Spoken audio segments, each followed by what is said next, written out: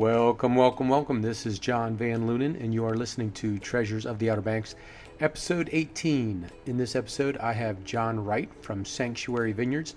Sanctuary Vineyards is located in Jarvisburg, which is part of Currituck County, just across the bridge. And I'll tell you, when most of us come to the Outer Banks, the first thing or the only thing we think about is get to the beach, get to the beach, get to the beach. And I tell you, if you have the time to backtrack or stop on the way in or stop on the way out, you really want to stop by Sanctuary Vineyards. We had an excellent talk. We sat down in the back of the shop where they do the fermenting and all that good stuff, and we talked about everything. This is a bit of a long conversation, but it was so interesting. John is a wealth of information. He's lived here his entire life, except for a little bit of time away at college, and he knows the business. He knows the area. He knows the business. And we start from the ground up. We talk about, his family and how they got here. We talk about the development in Currituck County and just what it's been like living on a farm and having, a big footprint in the community like that. They own waterfront property.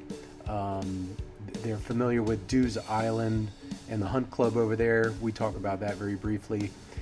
His education was in economics at Chapel Hill, but he kind of quickly dumped that and just embraced the family agricultural business. And then they started the winery, and we go into that. And he's obviously learned a lot about that. He knows the science behind it, the agriculture behind it. And the one interesting thing that I got out of this, amongst many interesting things that I found out, was that being a winery combines science, nature, the environment, and time. And you do all this work to get the vineyard to a certain point. And then each year you do more work to get that vineyard to produce something that is going to make a special wine. And then, of course, you use a little bit of science. You got to check the chemicals. You got to maybe combine some things. You got to maybe balance some things out and that type of thing. And at the end of the season, after you've fermented everything and bottled it, it's basically a work of art. You've done all this work, and you've produced this product, and hopefully other people enjoy it. And only time will tell. And then once you put it out there, it's out there for everybody, unless, of course, you wanted to throw it away. But it's out there. For the record, they have won multiple awards in wines in North Carolina, so they're obviously putting out a great product. And they're also doing a lot of great stuff entertaining. At the end of the talk, I allow him to talk about the big Currituck event that's happening this Saturday, right after Thanksgiving. And it sounds like a blast, and I really got to get to it. I think it's $60 for a ticket. You can just eat all you want, crabs, oysters. There'll be beer and wine there, of course, and entertainment, and it just sounds like a great time. So definitely something to check out. His website is sanctuaryvineyards.com.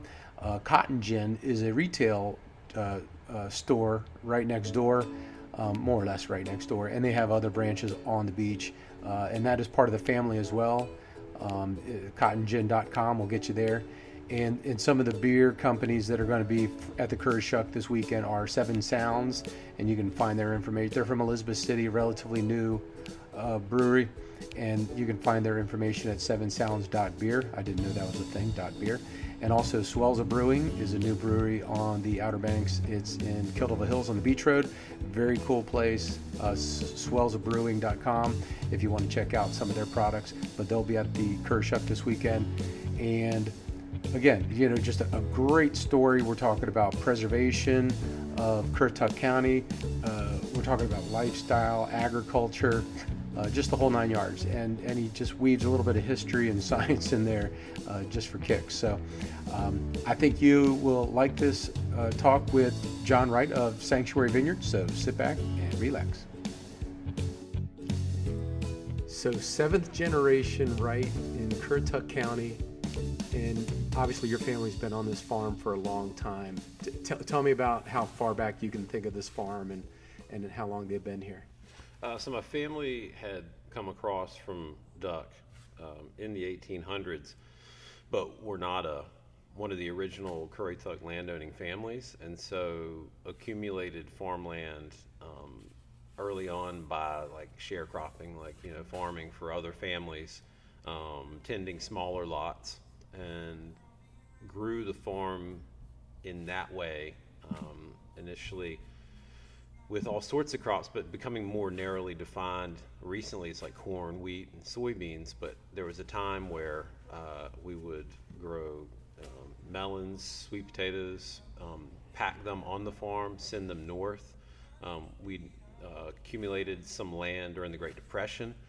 During the Great Depression, a lot of the land had to be sold off, and so we were able to add some parcels there. Right.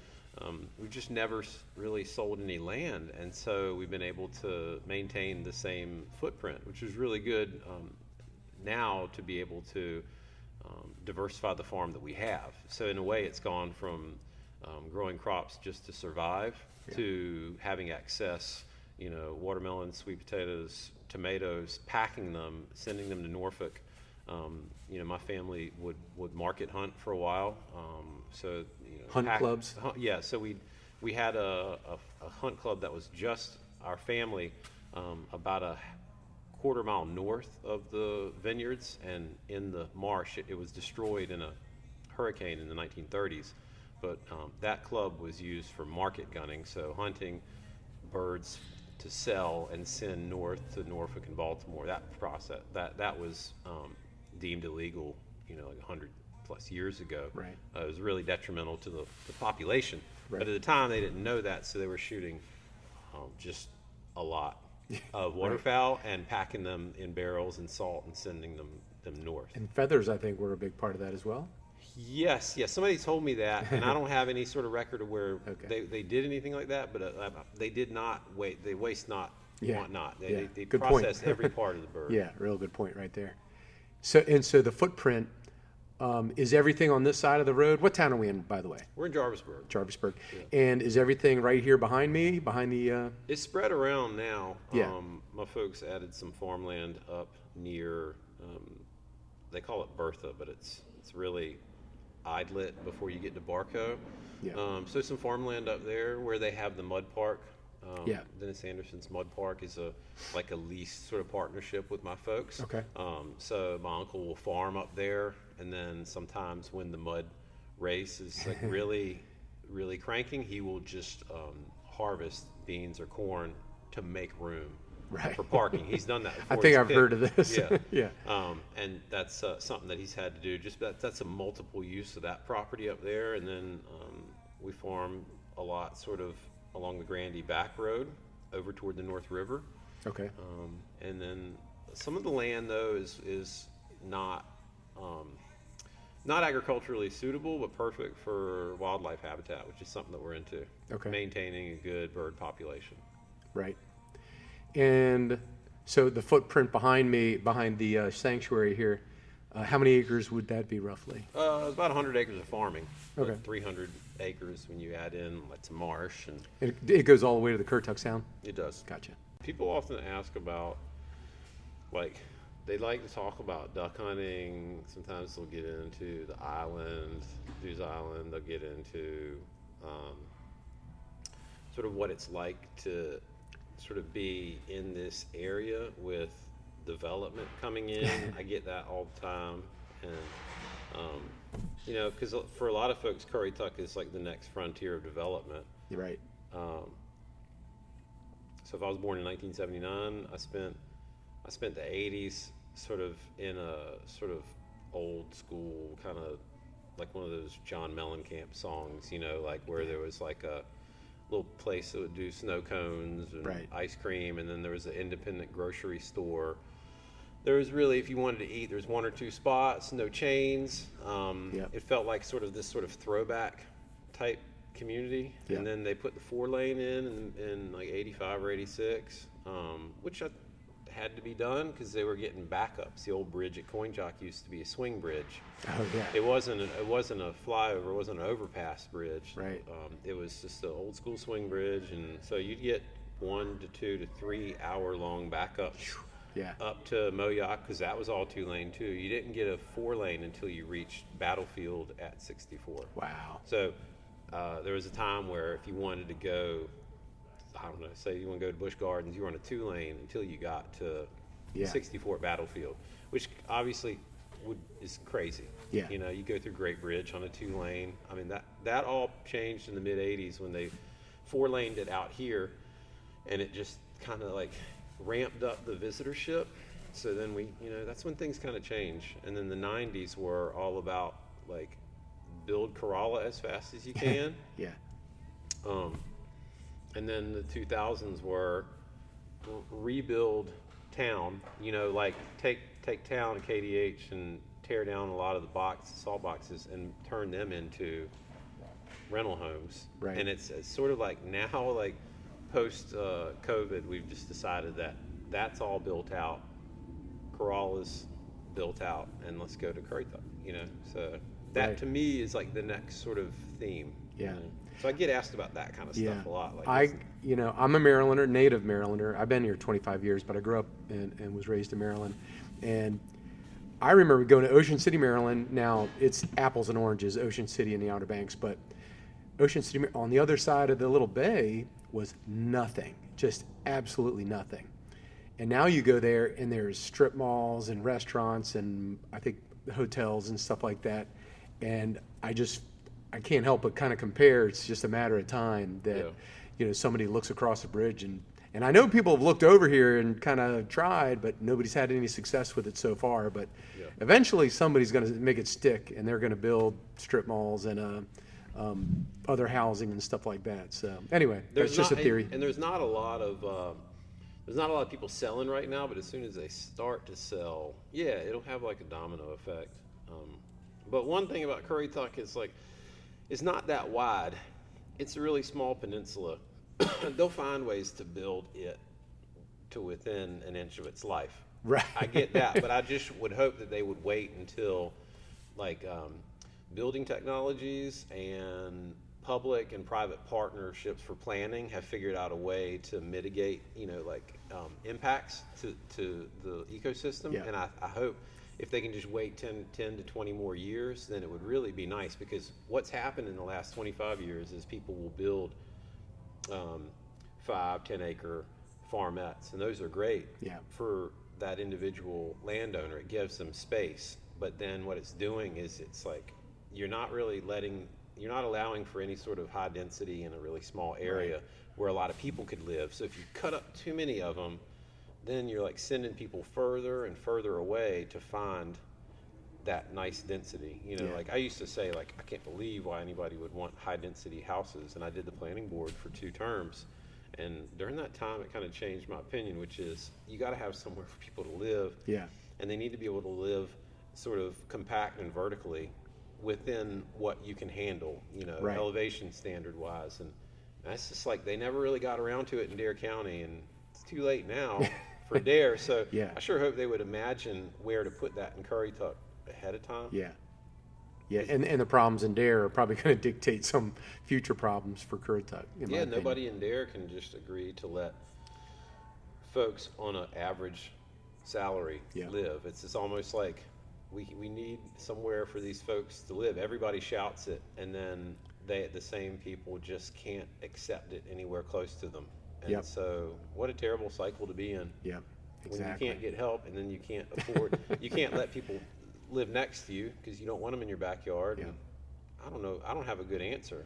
As somebody that sort of is in a family that has land, but we just haven't sold any. And I don't know if we ever would. If we had our choice, we would just, I'd rather sort of take what money we make here and pay property taxes than sell something to generate money. Right.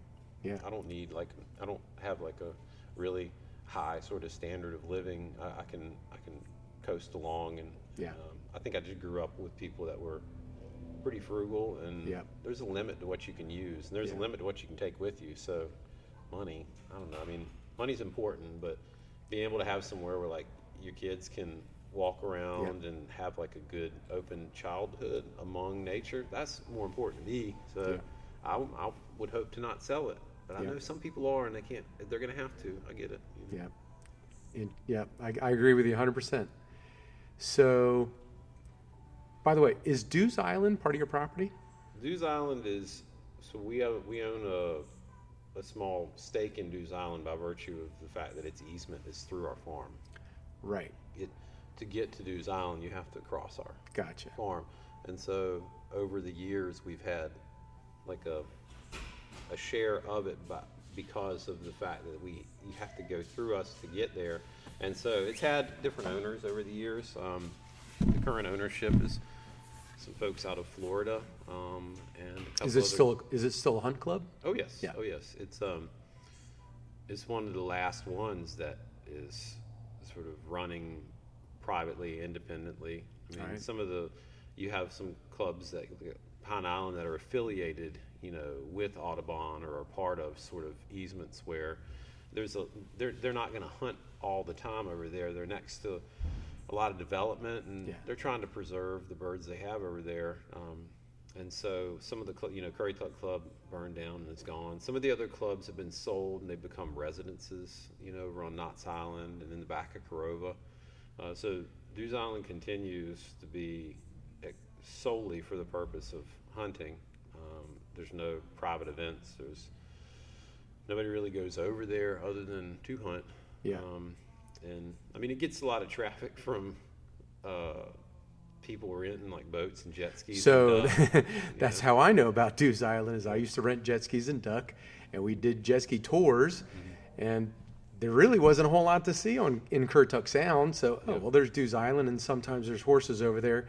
Let's just circle around Dew's Island. So that's the only way I know of it, honestly. Which, I mean, I think it's an awesome place. It's melting, Is that right? like the way a lot of islands in the Currituck Sound are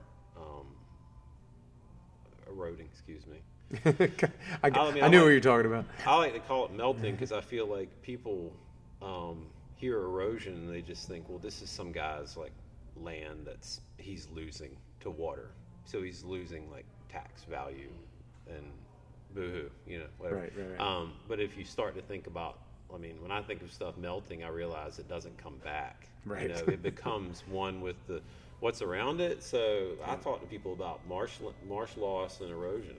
I say this land is becoming liquid. It's melting away, and we're surrounded by water, and we love water, and it's part of our existence. But if you enjoyed the use of land for some purpose, and then it ceases to become land, then that's a problem. And so, like with Monkey Island, that place is gone.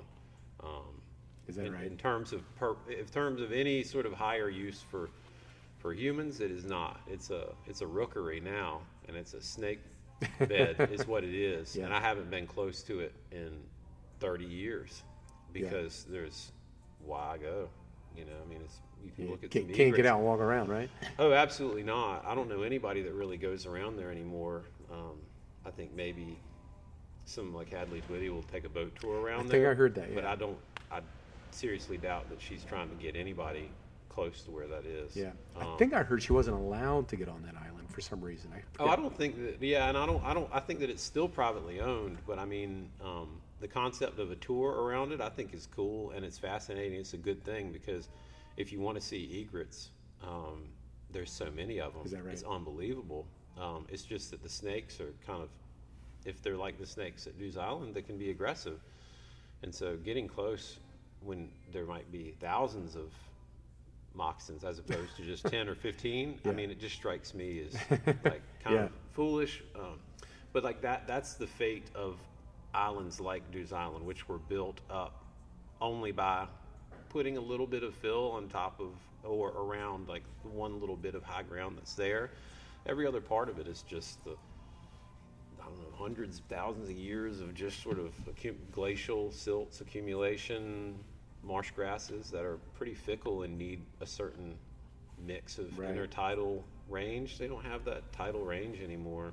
They become subtidal. I don't know what it is when you're they mostly die off wet. Or something. They're hypoxic, when the water comes in, and it's not from anybody putting around on boats or jet skis. It's really not wake related. It's just the inundation. I have 1 acre little vineyard of muscadines, which are that native grape. It's indigenous to North Carolina, and I planted them for U-pick because I wanted people to be able to show up and go pick a bucket and come weigh them and then visit. And it was like a fun sort of side hustle that would generate a little bit of goodwill among the community too. Right. Because the locals love muscadine grapes. But we planted them in one of the lower spots of the farm, which is 14 feet, 13 feet elevation, but it's 2 feet lower than the surrounding land. And so the rain that comes off the highway and the rain that moves backward from this other 5 acres runs toward it. And so it's flooded for a few days each year, the last 5 years, and it's dying. So the vineyard's dying. It's 13 feet above sea level, but because of the groundwater, it's I don't know. My granddad grew tomatoes and sweet corn there for 50 years. I mean, I don't think that it's not suitable for anything anymore. And so that's like indicative to me what's happening to the water table. Over time, you've seen the water table kind of change its profile. I get the water table is coming up, and so that's all part and parcel of the same issue. You know what's interesting? I told you, about my ventures out in Iowa, South Dakota. Is irrigation is huge out there. I mean, it's mostly corn and soybean, but it's huge. Yeah. I see you do have some irrigation out back here, but I just don't see I don't see the irrigation here that I did in Iowa and South Dakota. Is there a reason for that? The irrigation here is usually not needed because of the water. I'm sorry, I'm cutting you off. Because of my uncle put that center pivot irrigation in the late 70s, early 80s. I'd have to ask him. My granddad was still farming a lot back then too, and I think it to them was sort of them trying to be more competitive and reach higher yields on this loam sand that we have. And but for the most part, lower Curritucks, my uncle would disagree some years when he has good yields, but it's typically a harder place to get top earning yields. So your bushels to acre mark in Shawboro can sometimes double the yield here in Jarvisburg, because Shawboro has some silt, some dark silt mixed in with the loam, and so there's more humus, there's more tilth in the soils of Shawboro and northern Currituck, and the yields, they're just going to be higher. So down county farmers have had a challenge in terms of yields. They tend to see the best yields in years where there's just like weekly drenching rains. All right, that makes sense. Which those are not really as common in June and July as they were during my granddad's era. And this is anecdotal. I don't have this in front of me, but if my granddad would have said that, and then my uncle said it, I believe it. You know, that they used to have rains they could count on in June and July. And now we go into a drought cycle, at least in Lower Currituck, we go into a bit of a drought cycle during June and July almost every year. And then August is a roulette of weather. Right, because one hurricane could change everything. Yeah, I believe it. When you consider the Native Americans didn't use a writing system, it was all just knowledge handed down over generations, and they knew when the fish were going to show up. They knew when the birds were going to show up. They could predict a lot of this stuff without. So when you say that, your family members had just passed down observations, I think that's pretty critical, and I think that's pretty important. And I'd say it's probably, there's a lot of truth to it. There might not be hard numbers, but I'm sure there's a lot of truth to it. It's crazy how they're going to be able to extrapolate so much data from the weather stations I track and log here on the farm. I mean, I'm kind of a data guy in some respects. I like to collect it and I like to process it. So like whoever sort of farms next, if they do, would have a lot more to work with, but they have a lot more variation they'd be seeing. I mean, our season begins with what people in the business call a bud break. When you first see primary buds open, they have a shroud. They're inside of a woolly sort of shroud, and then they open. Usually after about a week of temps that are going to average 55 to 60, when you average low and high for the week, they'll come out. Okay. And that used to be April 1st to 5th, maybe. And now it's March 15th to 20th. And that's in 20 years. Yeah. So what they'll find is if they want to look at our data and the data I've been compiling, it's going to show like some rapid change. Yeah. That's crazy. So your title is general manager, and you are basically a part of a big family that's been owning this place for generations. Can you describe, kind of the general setup of what you got here with your parents and everything? Yes. So the Wright family would typically take whatever they've been doing last, and then someone would carry it forward. And so in the case of like my granddad and his,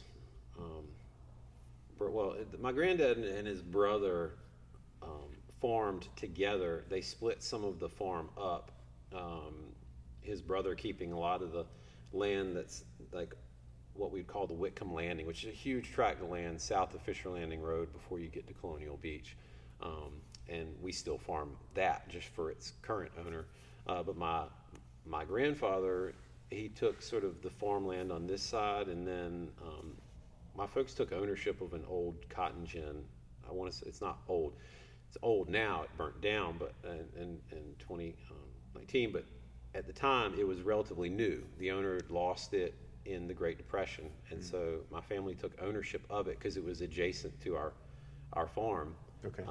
It wasn't our cotton gin, but once we took it over, we did not even grow cotton, so it became more of like a packing shed and a logistics center. And then so your family never really operated it as a cotton gin? No, it was built as one because this is my understanding. There was something of a idea that they were going to have cotton production in Currituck, but again, the soils being too light, I don't think that it ever came about, and then the Great Depression really killed that off. Cotton tends to be grown most capably on the other side of the Chowan River. Oh, really? Going west is where the soils, I think, dictate that cotton is grown. So like for us, we didn't have any real connection we didn't grow it. So then when they took over the gin, I think they just kind of stripped it and then operated it as a way to process all their vegetables and stuff they were growing. Mm-hmm. And so my granddad would sell produce out of it, and then the folks that owned Dew's Island, the majority owners were the Chatham family from Elkin, and they were affiliated with the Haynes as well, who owned Fruit of the Loom. Oh, really? And so the big textile families and their clients were always here hunting, and my granddad was the caretaker. And the textile families were coming from central North Carolina, where a lot of the textile industries were? Yeah, Winston-Salem, yep. And Elkin, and they were coming out here and duck hunting, because duck hunting was famous here for years, but was really brought about by Mr. Knapp, who was part of the family that owned MetLife, and also helped found Ducks Unlimited. I mean, a lot of that has its origin in Currituck. Wow, okay. So these people came to Currituck to duck hunt. They came to Dew's Island specifically to duck hunt, and in doing so, my granddad had formed some relationships where I guess he was just taking some of their linens, textiles, and whatnot, and just selling them, along with some crafts my grandmother made. My grandmother was from near Fair Bluff, North Carolina, like in tobacco country, down near the South Carolina line. She moved up here to teach at the only school in Currituck really at the time was back where Griggs Elementary is now, and it was in a kind of back in that area. Is that right? That was the school. She came to teach and met my grandfather, and she stuck around, and so she brought some like crafting traditions from like sort of low country, Columbus, Robeson County near the South Carolina line. She was crafts. They would have textiles and whatever produce they were growing, and they just would sell it under the lean-to that was in the front of the cotton gin, and that was back when it would have not maybe even been paved initially, but became paved. Wow. That's the origin of the cotton gin. But Gotcha. he kept farming. My grandfather farmed the whole time, and then as my uncle and dad left college, they both went to NC State. They both, I think my dad liked farming, and my uncle pursued teaching because I think that he had maybe resisted farming at first. Yeah. And he'd gone to work on a ranch in Australia. He'd done a few other things. My uncle sort of branched out, but ended up farming. I think it was sort of his calling. Right. And then my dad just went to school with farming and ag agronomy in mind, but also I think had a sort of business interest that would have taken him adrift from farming. Right. He has a corn allergy too. I think that's like they told Ironic. me. They told me like sometime in the 70s it became really apparent that he was having he had like some sort of a grain like allergy. So it was just keeping him just completely congested, and he's just like having to wear a mask all the time while you work around the grain bins. It's not fun. So I think practically they were both farming for a while, and then it became apparent that there's a need to utilize the building for something outside of agriculture, so hospitality and retail. And so the timing of that was probably pretty good. I'd say so, because the late 70s were, early 80s were the time when I think you began to take the Outer Banks from being just fishermen. Like you'd see these sort of guys in a truck just surf fishing, pier fishing, and then that would be it. That's what I hear. That's what people say. Oh, in the 70s, you'd go surf fishing or camping, go to Hatteras. Yeah. And then they started to develop just enough hotels and just enough restaurants. Right. Maybe a putt course here and there to bring a family in. And I think that was a 80s thing. Yeah, that makes sense. And with that opened it up. Yep. And so you're almost, it sounds like the family members are kind of stewards of the farm, and it just evolves, as generations are added. And it sounds like everybody's on the same page. Like we're not going to cash out on this thing and go live in Florida. We're just going to keep doing what we're doing. Is that pretty accurate? That's what I think. That's what I hope. Yeah. It's hard to say because you can't go on forever doing this, but I wouldn't want it to stop with me. Right. I imagine at some point it'll stop, but there's no reason why. I was just in Ocracoke. We delivered wine and stayed overnight, and to visit the Springer's Point, that trail. Yeah. That place could have been developed. One of the most premium places to have a house. I can't imagine a place with the elevation and the access to deep water. That could have been sold 10 times. Yeah. And the fact that it didn't meant that somebody resisted the urge, Yeah, and that's a good word. I think they just resisted the urge to cash in and just hang on to their heritage, so to speak. So I respect that. I don't know. I can't. I think of all the things for example, if I see a piece of junk food, I'm going for it. It's like a Dr. Pepper. I'm drinking it. I have very little impulse control when it comes to my diet. But I do feel if somebody came up and said, "Here's $1 million for this piece of land," I just don't see. Yeah.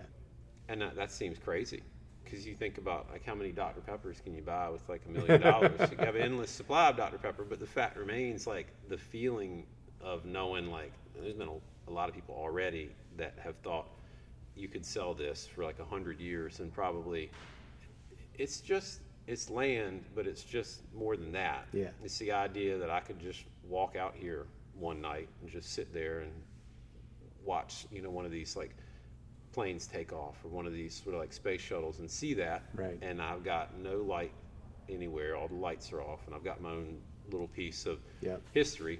People have been here watching, God knows, comets and things pass over for years. And once you sell that, I don't know. Yet it just starts with the little bits of here and there. It might be light pollution from some sort of mixed retail commercial development on a neighbor's land. Yeah. And you can't really change that, but you don't necessarily want to just say, well, they already sold, so I guess I need to as well. Right. You kind of almost have to say, well, not only do I not need it now, I need to gird myself and everybody around me to say, just because it happened here doesn't mean it's got to keep going. Yeah. They're developing from Grandy slowly. Moyock. I get that. Gosh, Moyock is out of the gate. That's that's done. But when they build, say, a water park, I'm able to say, that's fine. I'm not, upset that they built a water park.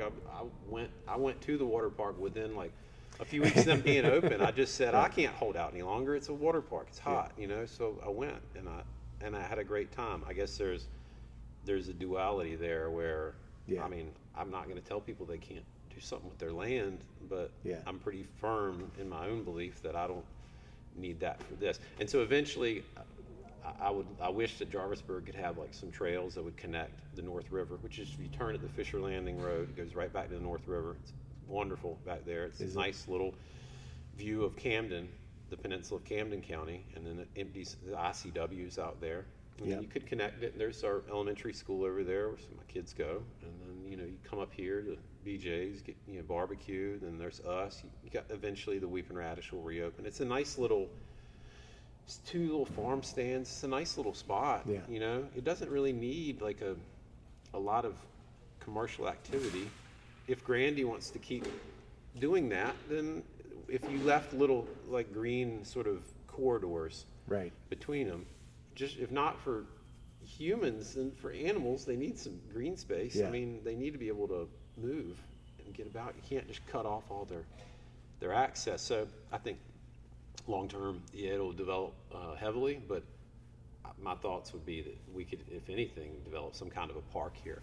Yeah. Something that had more civic good. Right. Whenever I go to a park, I think like, well, here's a place where somebody either refused to sell or opted to take way less money than the market would dictate. Right. Parks don't tend to get built on somebody getting super paid. They tend to involve somebody maybe doing a tax break or finding some sort of swap. Yeah, that lady whose name escapes me right now, but she owned all that real estate where town of Kill Devil Hills, the high school, the middle school, the elementary school, and I think maybe even Run Hill. I mean, apparently she owned all that stuff, and she gave it away for a nickel, Yeah. And Yeah, I'm glad she did, Clair. because it's turned into a nice, perfect little place. Everything is right there. Town hall, the police station, everything's right there where you need it. And if you didn't have that, you would be impossible to cobble it together. Right, exactly. You'd be spread out all over the place, and it wouldn't work as well. I get it. Well, one day that'll come to Currituck, and I don't know if they need to. I guess if everybody else wants to cash out, that's fine. I've had more than enough talks with my dad and uncle where they said, despite whatever appearances of having these businesses and however it looks, they conduct themselves in a really frugal manner. Yeah. And I grew up around that. Yeah. I grew up with some caretakers and some family friends that, I mean, they would have they'd drink out of a well. I mean, they would eat out of their own garden, Right. raise their own poultry. I mean, these are people that I grew up around and in the care of. And so some of that, it's like, I kind of get, I get it, yeah. I get it. They were living, and they were older folks, when I was real little, but to see some of the people that had lived like kind of old Outer Banks lifestyles, Wow. where there wasn't central plumbing, Wow. where, like that kind of thing. I don't necessarily want to carry all those practices myself, and I'm not going to, but to have grown up around that where people are like, well, we're not buying that because I preserved those last year. We don't go to the store for beans. They're right here. They're ours. That's kind of a lost concept, and I can't adopt all that because I'm super busy with my business and kids and career. But just to remember that, like, if you can live that way, then you can really live like in a smaller footprint and be happy. That's long term. I hope that helps carry over toward my kids too. Right. And maybe they don't want to sell anything either. They might just want to. Yep. Maybe they can put a horse farm up here because you can't farm forever, like in the way that my uncle does and my granddad did. If it means more sort of orchards, or maybe we talk about like sustainable energy options. Right. Wind, not necessarily wind energy, but like solar energy, stuff like that. We can mix agriculture and sort of alternative power generation, things like that. It just keeps it from being developed. Right. My wife grew up on a dairy farm in Vermont, and her parents are Dutch. My dad is Dutch, or was Dutch. He's passed away. And there's a big joke that the Dutch are super cheap, And so, my wife growing up with 2 Dutch parents on a farm, it's like, yeah, she's pretty cheap. So, So I get the frugality of it. You just kind of Yeah. you just make it work, and if you don't need it, you don't get it. And that carries through now. I mean, Oh, y'all still. for the most part. I mean, it's funny. We both have our little. For me, anything related to sports, I got to throw money at it. Yeah. And for her, it's got to be shoes and the house she lives in, kind of thing. Right. But other than that, she's a miser. It's very funny. Well, it's interesting that, I mean, people will say you can't take it with you. Money isn't everything, and they're right because like there's a limit to how much you can accumulate. But if you try to have like a positive life experience without money, it's not going to go well. Like, I mean, people say like money isn't everything. Well, money is like really what you need to say. In the case of my kids, like I want them to be sure that they have like good experiences outside of school, so Right. I want to keep one kid with horses. Yeah. God, that's terribly expensive. Right. And then the other one, she wants to do every sport imaginable. So Right. it goes from lacrosse to jiu-jitsu to swim. And so a lot of that's more time than it is money. But Right. in order to generate the time to take them everywhere, Right. I have to work harder and spend more money to have somebody allocated to do my job. Yeah.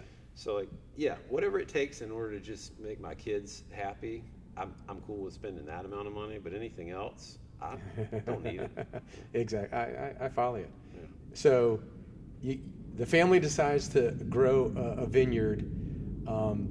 Did you have to call somebody up? Did you have to go to school? Did you have to figure it out? Yeah, so I'd come back from Chapel Hill, and then I did not have like great job prospects.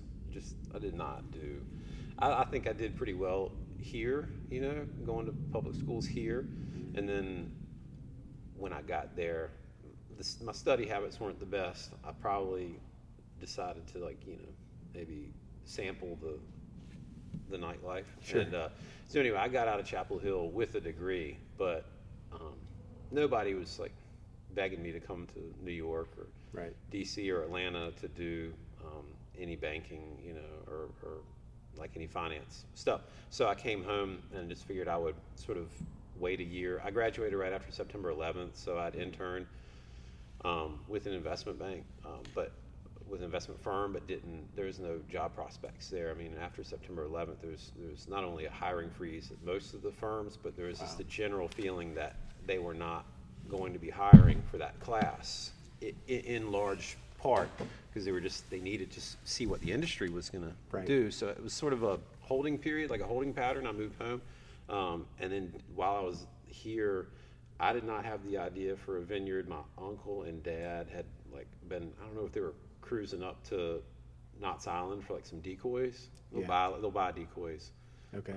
And they were up there and noticed that they'd gone from having just the Martin farm, which is an old peach orchard and vineyard that was planted in the mid 80s. They're the oldest vineyard that's European style vineyard in Northeast North Carolina by a wide margin. So there'd been a second one planted. So in the course of just a few months in 1999 or 2000, they'd gone from having one vineyard that had 4 or 5 acres of Chardonnay and Cabernet, and it was a bit of an oddity. It's kind of a curiosity that this farmer, David Martin, was planting European vines out here. This new, he's a retired plastic surgeon from Virginia Beach. He had added something like 10 to 12 acres in 1 year. So he tripled the size of the vineyards on Knott's Island in 1 year. And my folks had noticed, they'd stop by and they're like, just think about that, because I'd been at Chapel Hill and I had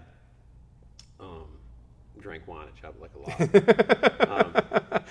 Cause you were practically an expert. Yeah, UNC they don't drink. I mean, there's a subset of people at UNC that stereotype that wear bow ties preppy, to football games yeah. and do wine and cheese Yeah. tailgating. Yeah. That's a real thing. That was It's a UVA. joke. We lived in Charlottesville. There was a UVA crowd like that. Oh yeah, and I mean the UVA I think is probably dialed up even more than Carolina in that regard. Right. But so anyway, I actually joined in among a group like that where we would drink good wine on the weekends, what we thought was good. You spend $25 on a bottle of wine. This is in the 90s. I mean, that would get you pretty far. And so, like, I appreciated wine by the time I came home, and without really thinking about it, I just went over to Knott's Island because my folks had put that concept in my mind, and met with the Moonrise Bay. It's the name of the second vineyard. And then I sort of followed back up with the Martins from the original Martin farm.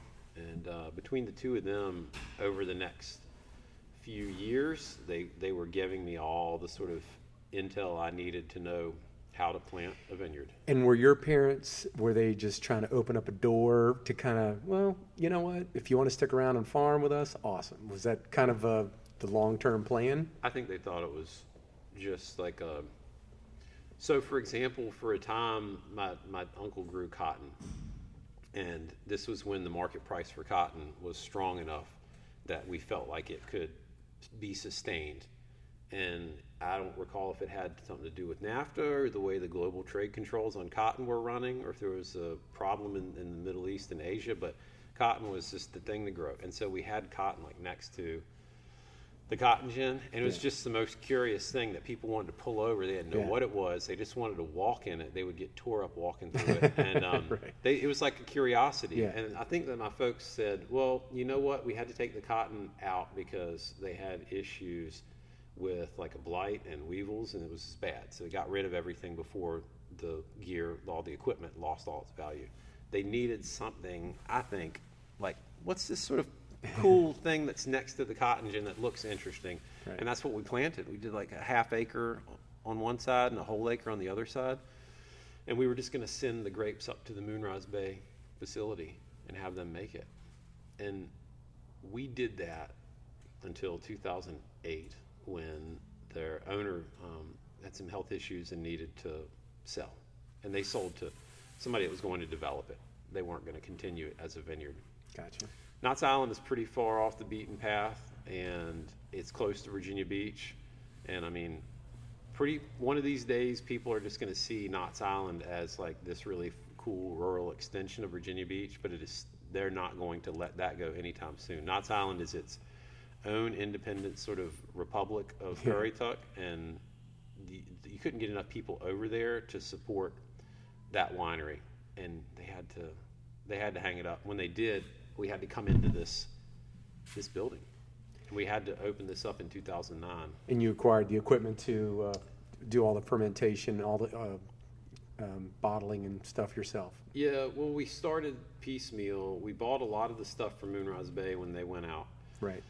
But that was some smaller type equipment. And for a few years, we expanded pretty rapidly. And then, I say for a few years, like a year and a half, we ramped up. And then we hit the recession in 2009. Right. And then we dialed back a little bit. And then things started to sort of cut loose again. And then we increased production. And then between 2015 and like 2020, we've made more of a focus on, we'd like to make quality and maybe dial back how much we make.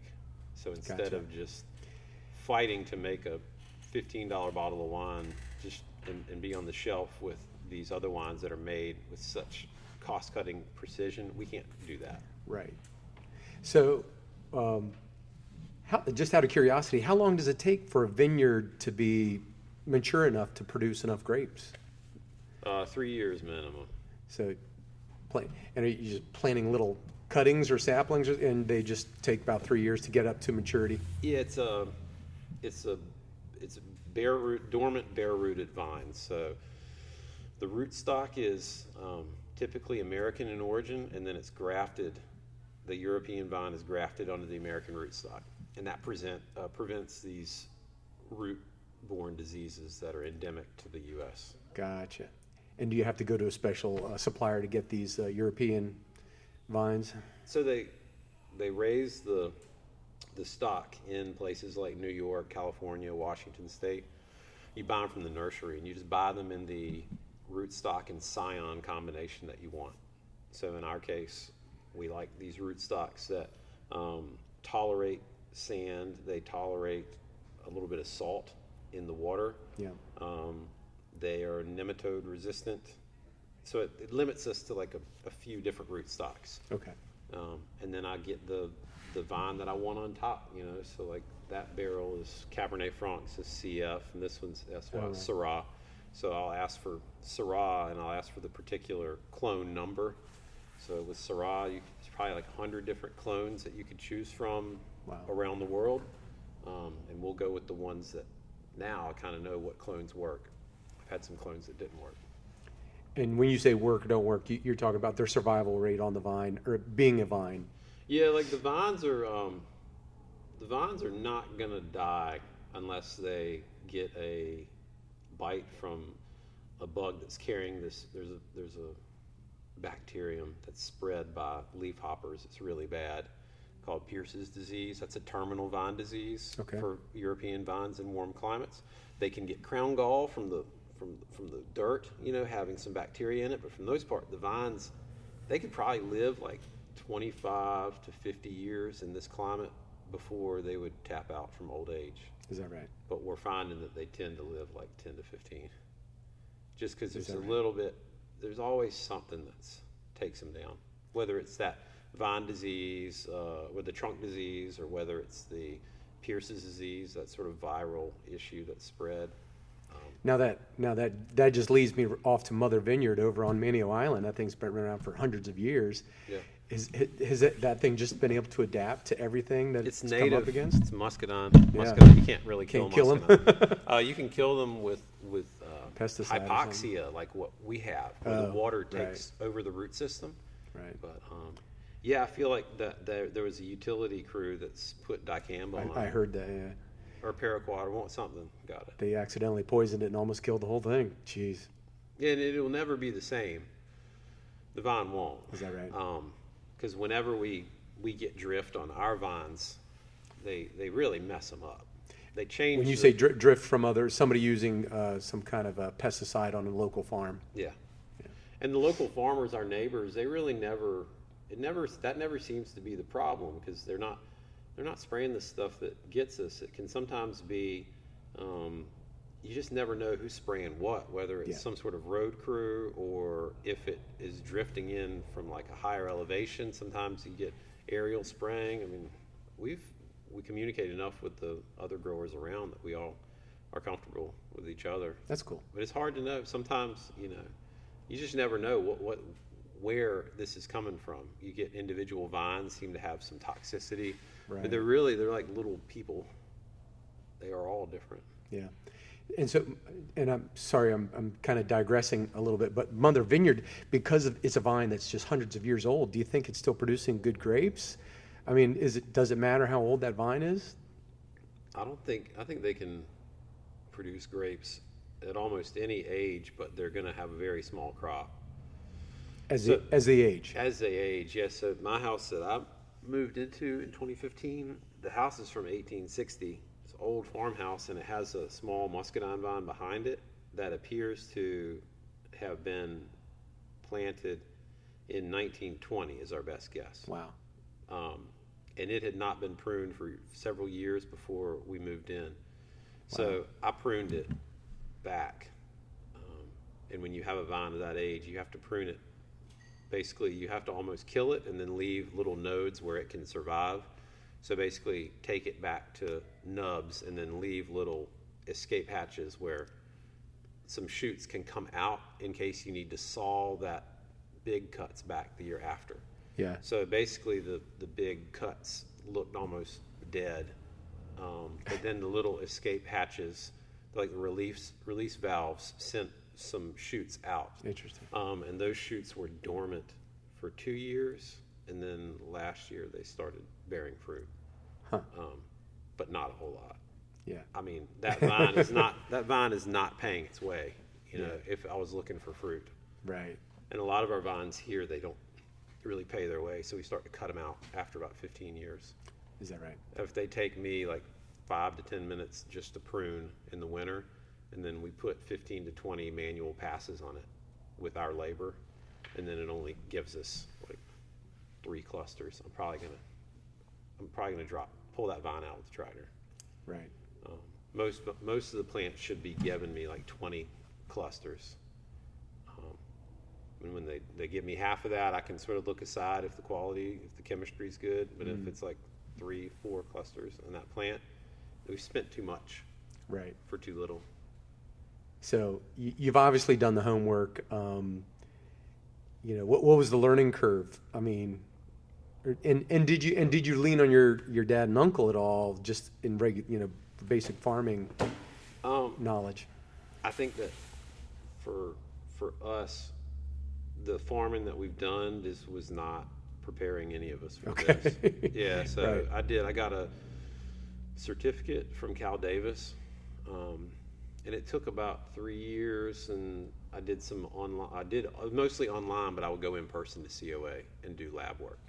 And so when I finished that certificate, that was helpful, but it wasn't practically as good as it could be. For say, I could go to somewhere like Virginia Tech, Cornell.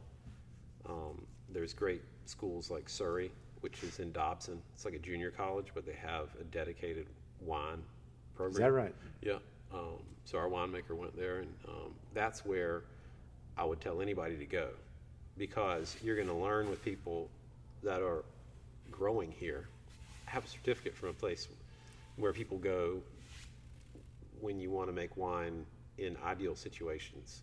So if you went to Cal Davis, then you would probably try to work like in the northern hemisphere. You could work in Napa or Bordeaux or Burgundy, and then you could go down to like New Zealand or Chile or Australia in the winter and work serious, prestigious wineries. Whereas if you go somewhere that's like a regional school, then they're going to teach you. So the regional labeling. Which is to say things don't go right hardly ever growing grapes here. And then when it goes that way for the grapes, then the winemakers in turn inherit these sort of odd batches of fruit. When I say odd, I mean like the pH does not match the titratable acidity. They're supposed to like move in curves, not together, but inversely in curves. Right. And that's the way the textbook says, the one that everybody gets at Davis. Yeah. But then say if you went to like a smaller college where the professor has been growing grapes for 30 years there in the East, they would say, yeah, well, that's not how it works. Actually, the pH just drops out for no reason, and then the acid stays way up here, and then you can't, and it tastes terrible when you eat the grapes, and you worry if you can make wine with it. And then he says, well, this is how you fix it.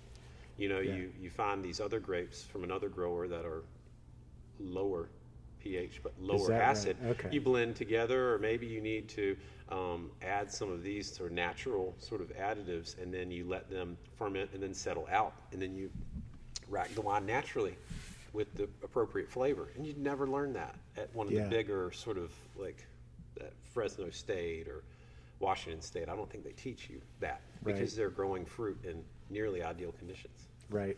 When I watch, and I don't watch a ton of cooking shows, but when I watch cooking shows, I look at these people and I just say to myself, they're chemists. They're combining bitter flavors with sweet flavors and acidity with whatever mild flavors. And now I'm listening to you, and it's the same thing. You're a chemist, and you're just balancing things out to get certain flavors. And it's interesting that, and now when you pop a grape in your mouth, you're like, okay, I can kind of predict where this is going. Are you doing that? Yeah, well, when we taste I look at the grapes mostly to see what the seeds look like, because the seeds are the indicator of the ripeness of the grape. Okay. So if the seeds are green, then they're not ready. And they can taste pretty good, but the seeds and then the texture of the skin are really the indicators of the quality. Now, if the skin is sort of falling apart, and then the berry itself is very juicy, but the seed is green, we are not going to be able to wait any longer. So we're going to have to pick that, because the skins are going to slip and then it's going to rot. Right. Well, at that point, our thoughts are, well, how do we get these seeds away from this, in this ferment, in this tank filled with all these mashed up grapes? The seeds are the problem. Yeah. Because they'll make them bitter and astringent. Okay. So there's methods by which you naturally ferment your way up and then pull seeds out of the bottom through other valves. You can separate them on a screen.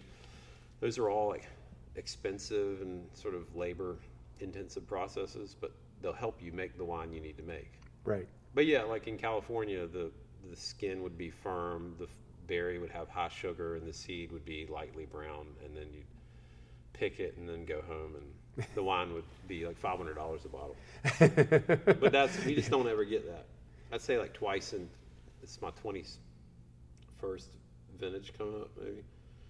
I'd say twice in 21 years we've had the kind of vintage where the grapes look like what I've seen Perfect in grapes. Chile or Australia or when I've traveled. Right. They just don't.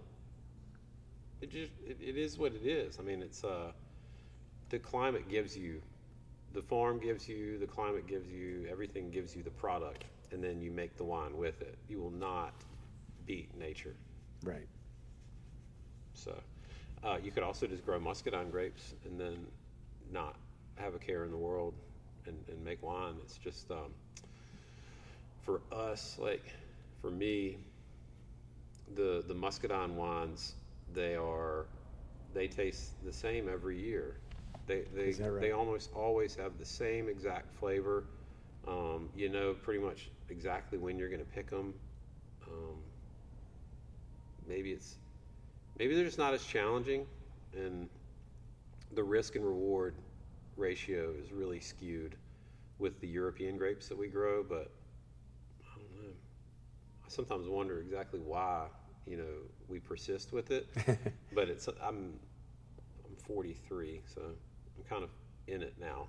Right. And like in terms of somebody who was 80 would say, well, you have so much time to do something else. But in my mind, I feel like I got more time now to fine tune this and change it. And I've got I've got a lot more time to sort of adapt and make a new sort of path. Like we've changed our whole sort of setup probably 3 to 5 times over the last 20 years, the way we do things. Right. But I don't think I could have a real job. Yeah. Like a traditional job at this point. Well, it seems like you enjoy the adaptation process. I mean, if you wanted to do the same thing every day, you'd probably be out of the business by now. But Yes. Sounds like you've adapted and continue to learn. I get it. And my job as a water sports owner was similar. I never knew what I was going to do from day to day. I had a good idea, but I knew anything would fall out of the sky, and I'd have to catch it and run with it. So yeah, you had to be totally flexible. Get it. You totally do.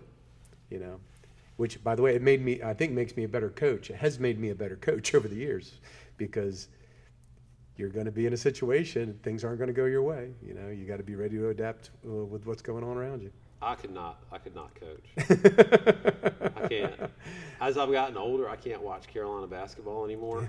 I used to be able to watch any and all games. I could sit through them and just sort of whatever anxiety I had, my calls, like my issues with the coaching, I could just sort of chew my way through it, and then at the end of the game, I'd accept what happened. But something happened in the last like 10 years or so. I don't know. I'm just like, I can't handle it.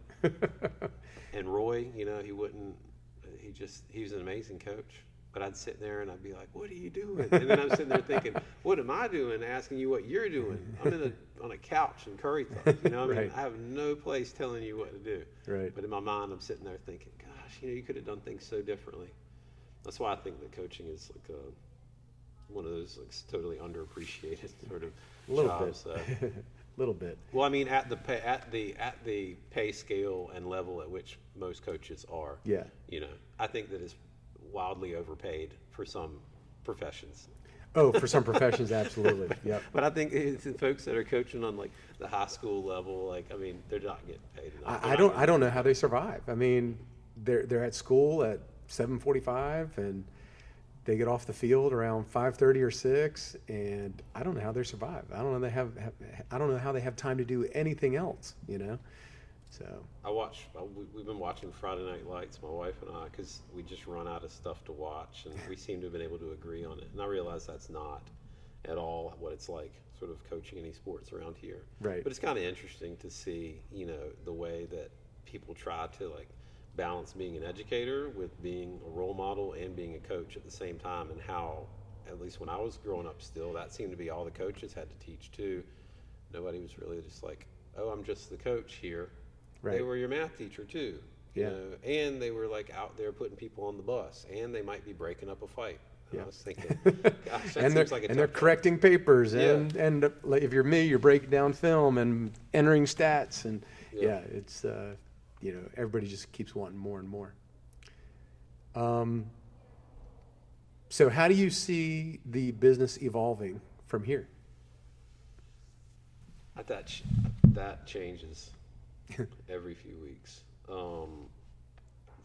Well, from the standpoint of the wine business, I believe that the wine business has some headwinds because of people's personal decisions and lifestyle decisions and their attitudes toward health, demographics, spending. You know, like, I don't see it being like a booming era for wine, and it hasn't been for probably a decade. It's been flat for wineries like us, because the big businesses can rotate to, oh, let's make cheap sparkling wine because people want Moscato. So they'll just shift. They'll close up certain plants. They'll refit other places and make a pile of this stuff and make all the money.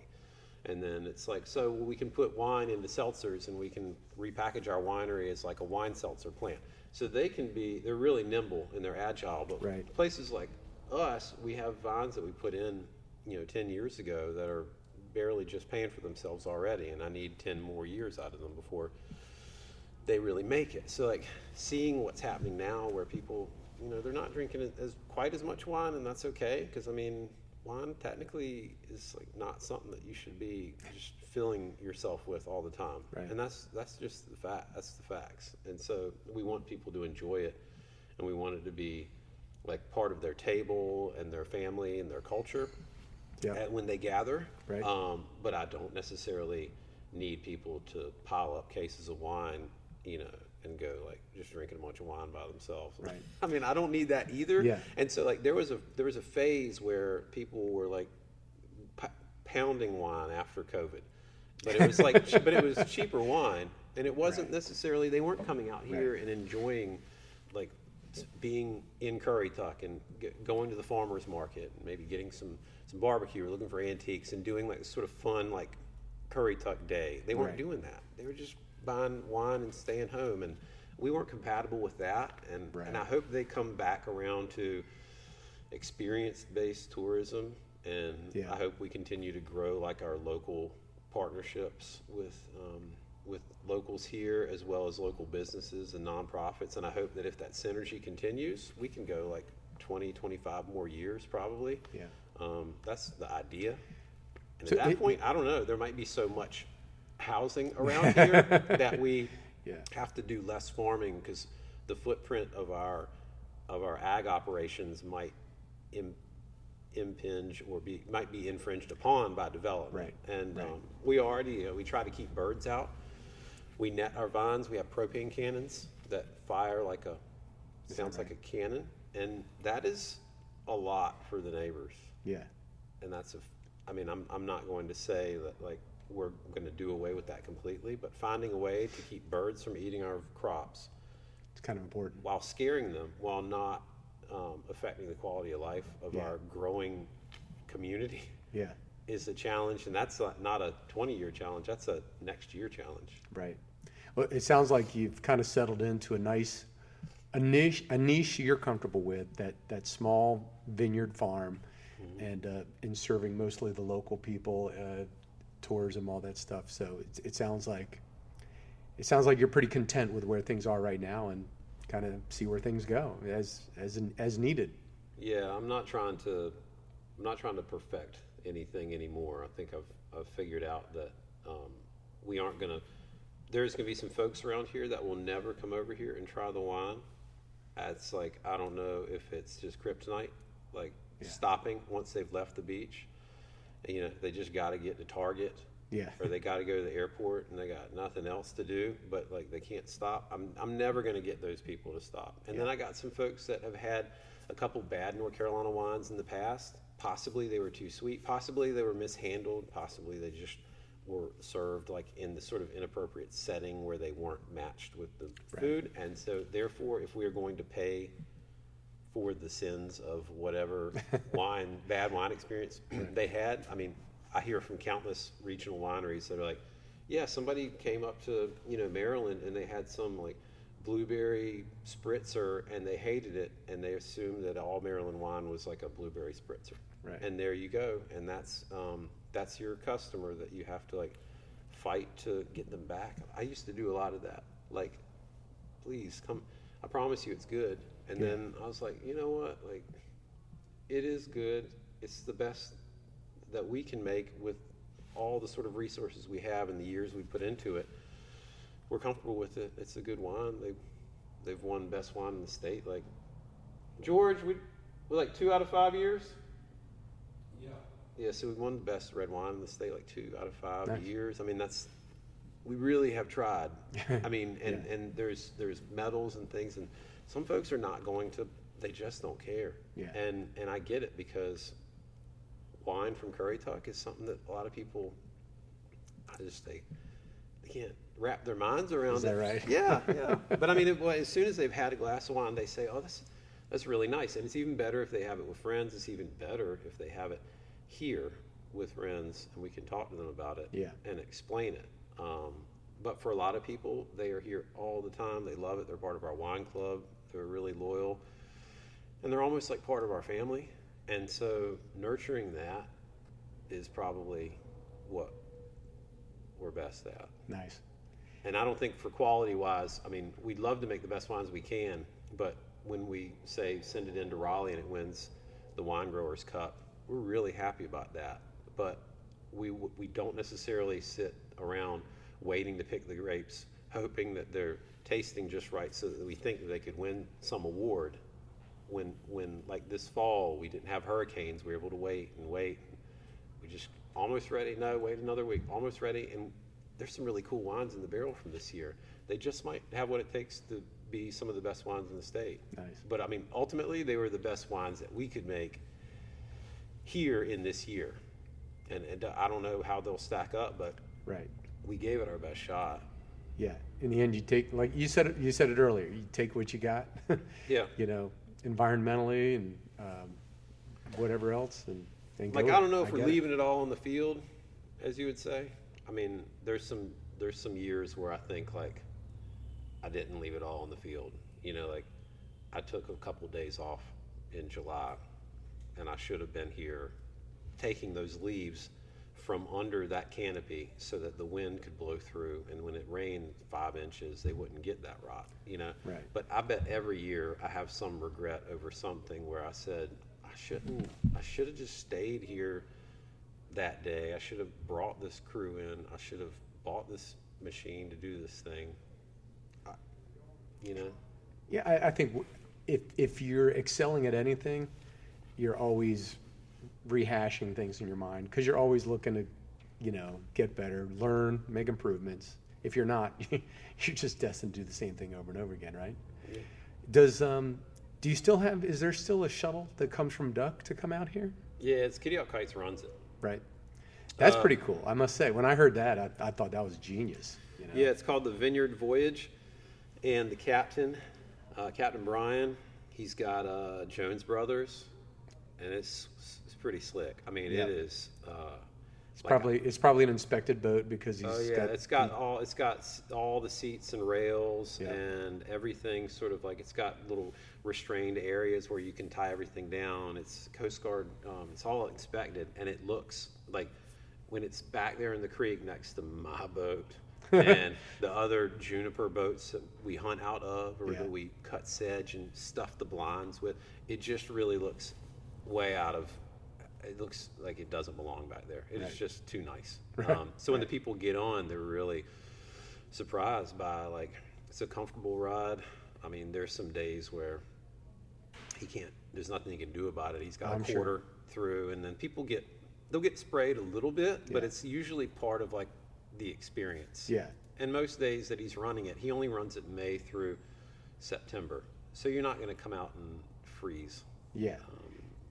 And he probably has to get back before sundown. He does. Yeah. Yeah. So Because I wouldn't want to be running 2 miles across the sound in the dark. no, it's strictly a daytime thing. He even used to entertained the idea of having them come up for our music series on Thursdays, but they had to leave so early that they were missing some of the music and some of the entertainment. So I think he opted to just keep his 2 trips a day.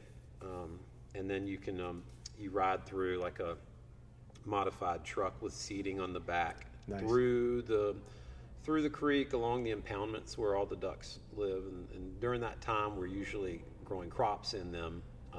And the birds tend to be some of the year-round ducks. So you're not necessarily seeing the most thick populations of wintering waterfowl, but you're getting to see like a side of like the Outer Banks you really don't get to see otherwise. Because we don't have any, public don't go back through there. Right. We really try to limit the amount of traffic through there in order to keep the birds happy. That and, the folks that go back there to duck hunt, it's not like a party back there for our customers. They want to go back there and have some privacy too when they're flying up from all over the country to try to hunt ducks. It's a big deal for them. So we try to limit the amount of abuse that this farm takes.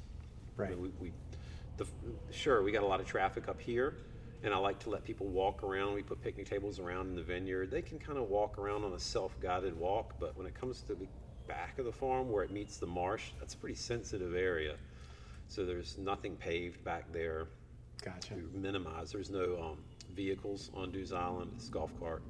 Right. It's the only way to get around there. And just to get the listeners up to speed, Kitty Hawk Kites sponsors hosts a shuttle boat that probably holds at least 12 people. I'm thinking it's probably an inspected boat, so it holds more than 6 people, and they will pick you up in duck, and they will shuttle you about 2 miles across the sound to this farm right here. Once they hit land, they got to hop on the truck, and the truck brings them the rest of the way to this facility right here, the Sanctuary Vineyards retail operation. And I don't know, it just sounds real cool. It's like a 2.5 hour or something like that. So. Then once they're here, they're getting their own. It's a wine tasting that is built specifically for them. Cool. So it includes multiple vintages of wine that are not on our normal tasting sheet. It's conducted in a private area with its own guide. Very cool. So with Captain Brian brings them in here. They talk with George and Craig, the winemakers. Get a tasting with Elton or Karen up there, and then Taylor helps them around. They really feel like when they've left, they've seen a winery from behind the curtain, and I think that's what they like. Nice. Very cool. And it's great for locals too, because everything costs more nowadays, but when you consider what you get to do, you know, if you're a local and you just want to run up the duck, park the car, and take the afternoon off, you got the day off. Yeah. I can't think of like a much better way to see Currituck, since it's like impossible for people from their county to like cross the bridge. This way they can do it without crossing the bridge in their own vehicle. And it's an adventure. Yeah. Very cool. So kind of wrapping things up, I'll let you plug the Currituck that's coming up this weekend, right? It is. So tell us about that. It's this Saturday, November 26th, roughly from like 11:30 to 5, but we're going to have the main event is all-you-can-eat oysters. There's steamed crabs while they last. There's barbecue, hush puppies, coleslaw, fixins.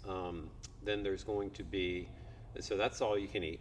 Wow. Then there's going to be a souvenir glass for you to keep, and you can sample wine and beer. You can sample throughout the day. What kind of beer are you selling? For Saturday, we're going to have 7 Sounds from Elizabeth City. Right. They're relatively new, and then Swelza from KDH. Yep.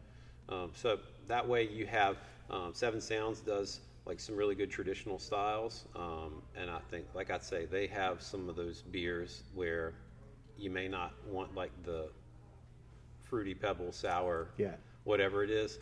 They're going to give you like some good sort of like straight up beers like you like. They have a couple cool hazy beers as well, I think they're bringing, and then Swells is always bringing something new and interesting. Okay. So between the two of them, because we got some folks that they just want some nice lager to go with the oysters. They do not want some kind of crazy beer with barbecue. And so we want to try to fit everybody in. The same thing with the wine tasting. There's about 15 to 20 different wines that are on the tasting sheet. It's 5 hours, so we hope that people can have like 2 meals if they pace themselves. Wow. Yeah, so that's $60 when you think about it that way, if you show up early, then you hang around, and then have like another round, it's quite a deal. Right. But the tickets are online at the website. You can get them at the winery. They do sell out? It does sell out. Well, the tickets are 75 day of. So ideally in the next few days, we hit the sellout mark before we get to the day of. Okay. I don't like having to sell the tickets on the day of because our friends bring the oysters in and the crabs are local. They do not, you don't want to run out. And so when I know how many people are here, it really does help. But people like to wait for the weather, but it's November, so it's going to be cold. It's going to be a little breezy. Right. Let's tell everybody to wear a few layers. They can come inside and outside. Okay. Excellent. All right. Anything else you want to share about Sanctuary Vineyards? I think we covered a lot of territory there. No, I feel like it's if you haven't been before, then you should, because it's part of like sort of a book we're writing here, like sort of our own take on Currituck, and it includes a lot of the old farm traditions, but it's geared towards the future. So if you haven't seen it yet, you should come out and visit, because if you've had the wines in the past and you're like, I want to, I haven't tried them in a while, you should come back, because we've changed the wines every 3 to 5 years. Everything's new. We're always redecorating. We're adding new amenities and activities on the farm. So come back through and enjoy it. The off season, it's great for locals, because you've got the bar to yourself. Right. And you still have music in the wintertime? Yeah, every Friday night. It's called Friday Night Live. We're open 7 days a week. We're only going to close for Thanksgiving and Christmas. So we don't shut down for the winter. We're here just about every day. Yeah. Well, I love it. It's country, it's homey, it's friendly, and locally grown wine. It's just great. So, John, I appreciate your time today. Thanks for having me. Thanks for everything.